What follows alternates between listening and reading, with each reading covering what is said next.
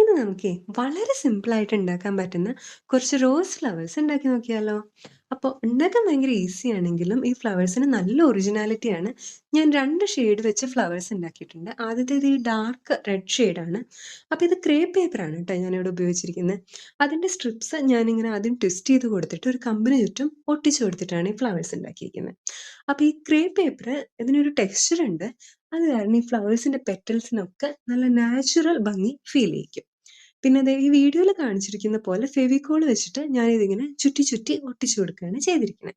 പിന്നെ ഇതിൻ്റെ ലീഫിൻ്റെ പാർട്ടിന് എൻ്റെ കയ്യിൽ കുറച്ച് ആർട്ടിഫിഷ്യൽ ലീവ്സ് ഉണ്ടായിരുന്നതുകൊണ്ട് ഞാൻ അത് വെച്ച് കൊടുത്തിട്ടുണ്ട്.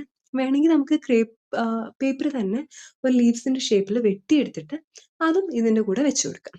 ഇത് നമുക്ക് ബൊക്കെ ആയിട്ടും അല്ല ഒരു പോട്ടിലിട്ട് വെച്ചിട്ട് ഒരു ഫ്ലവർ വാസ് ആയിട്ടും ഒക്കെ ഉപയോഗിക്കാം കേട്ടോ. അപ്പോൾ ഞാനിത് ഒരു ഗ്ലാസ് പോട്ടിലാണ് സെറ്റ് ചെയ്ത് കൊടുക്കുന്നത്. പിന്നെ എൻ്റെ ഇഷ്ടപ്പെട്ട പെർഫ്യൂം കൂടെ ഞാൻ ഇതിന് അടിച്ചു കൊടുക്കുന്നുണ്ട്. അപ്പോൾ എങ്ങനെയുണ്ട്? ഇന്നത്തെ വീഡിയോ ഇഷ്ടമായോ? ഇഷ്ടമായെങ്കിൽ സബ്സ്ക്രൈബ് ചെയ്യുക.